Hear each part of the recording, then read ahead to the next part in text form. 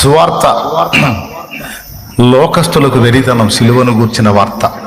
నశించుచున్న వారికి జ్ఞానులు, పెద్ద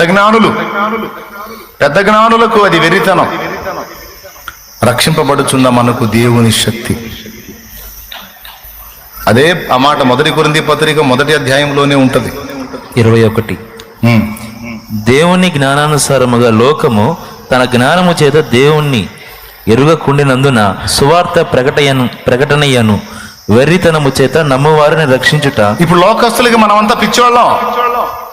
తెలుసా మీకు ఆ సంగతి? బైబుల్ తీసుకొని చర్చికి పోయేవాడల్లా లోకస్తులకు పిచ్చోడు. అదేందో సువార్త అంట, ఆయన శిలువ మీద తెచ్చాడంట, చచ్చిపోయాడని వీళ్ళంతా బిరబిరా పరిగెత్తుతున్నారు ఈ సోదరుళ్ళు. ఇంత పిచ్చోళ్ళు మనోళ్ళు, ఇంతమంది ఇంత పిచ్చోళ్ళు ఉన్నారు ఏందిరా? అసలు ఎట్లా నమ్ముతారా? నేను నమ్మనయా ఇట్లాంటి సోది మాటలన్నీ. అమ్మో జ్ఞానికి పగిలిద్ది రేపు మొహం. దేవునికి స్తోత్రం. మనం పిచ్చోళ్ళం. నశించు వారికి నీ సిలువ వెర్రితనముగనున్నది.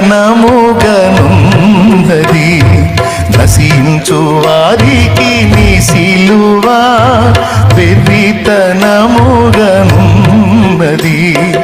రక్షింపబడుచున్న పాపికి దేవని శక్తి అయ్యున్నది. రక్షింపబడుచున్న పాపికి దేవని శక్తి అయ్యున్నది.